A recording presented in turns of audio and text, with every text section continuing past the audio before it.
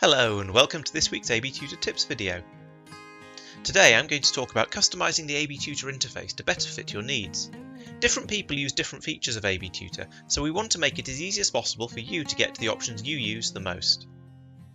The first thing you can customize is the top toolbar. Right-click anywhere in it and select the Customize option. From here, you can select which actions are shown on the toolbar using the tick boxes, and you can rearrange them by dragging them in the list. Next are separators, which are the vertical lines that break up the menu bar.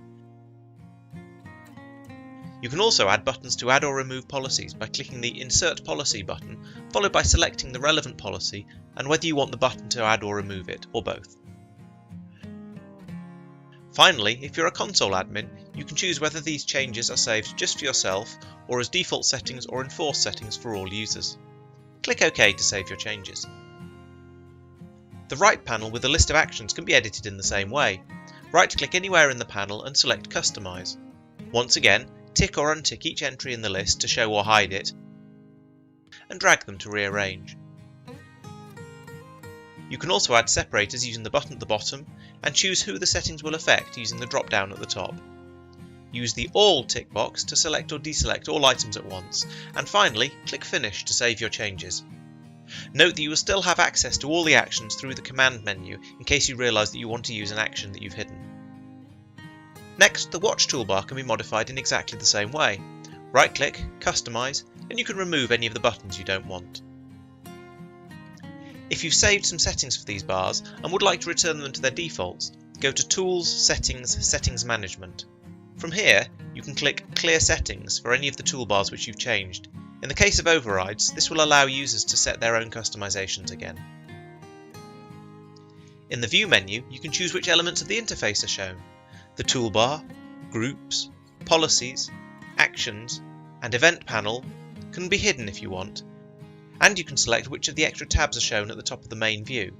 The Sessions tab and Terminals tab can be useful when working with terminal servers, and the Users tab gives an easy way to see which registered users are using your client machines.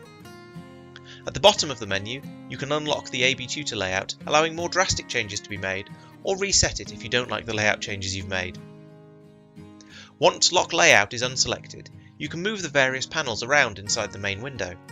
This could be useful if you have a large number of groups but don't use policies or events very much, or if you want to free up more space for the main view. You can also drag the panels outside the main window, having them as floating windows. This can be extremely useful if you have multiple monitors and want to free up more space in the main panel for showing your clients. These popped out windows can be moved and resized as you see fit, and any panels still in the main window can be adjusted by dragging their borders. If you don't like the changes you've made, you can reset everything back to the default using the Reset Layout option in the View menu. I hope you find these options useful. Having a simplified interface can make software nicer to use because you don't have to spend time hunting for the right controls. If you have any questions about these features, please let us know by emailing support@abtutor.com. Thanks for watching, and don't forget to check back next week for another AB Tutor tip.